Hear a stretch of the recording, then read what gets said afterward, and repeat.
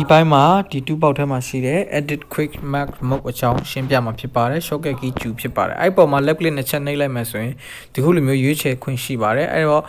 mark area နဲ့ selected area နှစ်မျိုးထဲကဒီခုလောလောဆယ် selected area ရွေးချယ်ထားပါတော့ opacity တော့90ထားတယ် okay နှိပ်လိုက်မယ်ပေါ့နော်အဲ့တိုင်းရင်ပြကြည့်မယ် color တော့အပြာလေးပေါ့နော်ဟုတ်ပြီ okay နှိပ်လိုက်ပြီ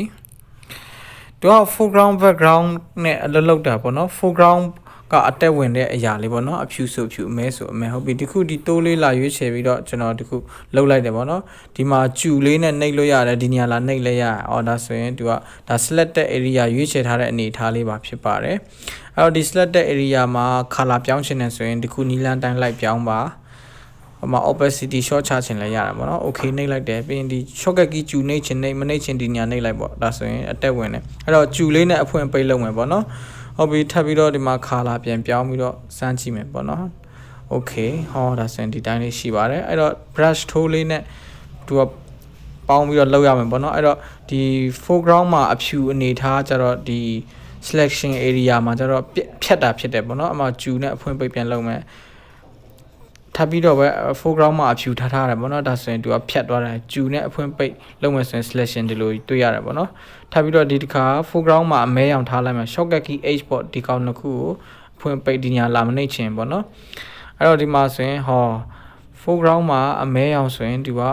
selection ကတစ်ခုလိုမျိုးပြန်ပြီးတော့ဖြည့်တယ်လို့ဖြစ်တယ်ပေါ့နော်ဟုတ်ပြီကျွန်တော်တို့အဲ့ဒီ foreground မှာအဖြူအမဲစိတ်တိုင်းကျကွမ်းကိုချိန်ယူပြီးတော့လောက်ရမှာဖြစ်ပါတယ်အဲ့တော့လက်ရှိဒီအနေထားမှာကျွန်တော်ဒီနေရာမှာ left click နဲ့ချက်ပြန်လာနှိပ်လိုက်တယ်ပေါ့နော်ဒီဘောက်ကိုပြန်ခေါ်မယ်ဒီခုမိတ်ဆွေကဒီ selected area နားလည်ဖြစ်တဲ့အတွက်ဒီ mark area ပြန်ပြီးတော့ရွေးချယ်အတုံးပြပြမယ်ပေါ့နော်ဒီခု color တစ်ခုတတ်မှတ်ပေးလိုက်ပြီးအဲ့မှာလောက်ဆက် share လုပ်ပြီးဖြစ်တဲ့အတွက် okay နှိပ်လိုက်ပြီပေါ့နော်ဟုတ်ပြီဒီမှာကျူမနှိပ်ချင်ဒီဟာလေးလာနှိပ်လိုက်ပေါ့ဒါဆိုရင်သူက mark area ရဲ့အလုပ်လုပ်ပုံဖြစ်ပါတယ်အဲ့တော့ဒီအနေထားမှာ foreground အဖြူမှာကျွန်တော်ရှိတဲ့ဟာလေးကိုလှုပ်မယ်ဆိုရင်သူကပြန်ပြီးတော့ဖြည့်တယ်လို့ဖြစ်တော့စောအဖြူနဲ့ဒီအဖြူလောက်တာမတူတော့ဘူးပေါ့နော်ဒီ selected area နဲ့ mark area ပေါ်မူတည်ပြီးတော့အလုပ်လုပ်တာကွာတော့တယ်ပေါ့အဲ့မှာကျွန်တော်ကျူနဲ့အဖွင့်အပိတ်လေးလောက်စမ်းကြည့်တော့ဟုတ်ပြီဒီတစ်ခါဓာတ်ပုံခေါ်ပြီးတော့အဲ့ဒါလေးကိုပဲပြန်ပြီးတော့အတုံးချပြမယ်နော်ဒီခု mark area လေးကိုပဲကျွန်တော်ရွေးချယ်ထားတယ်ပြီးရင် color တော့ပြောင်းလိုက်ပါအောင်မယ်ပေါ့နော်ဟုတ်ပြီလိုအပ်တဲ့ color ရဖြစ်လို့ okay ပေးလိုက်ပြီဒီထက်ကဒီတိုးလေးအတုံးပြပြီးတော့ကျွန်တော်ဒီလေးတောက်ပုံလေးကိုရအောင်ဆွဲလိုက်တယ်ပေါ့နော်ဆွဲပြီးတော့ကျွန်တော် shortcut key ကျူနှိပ်တယ်ပေါ့နော်နှိပ်လိုက်တဲ့အချိန်မှာဒီခု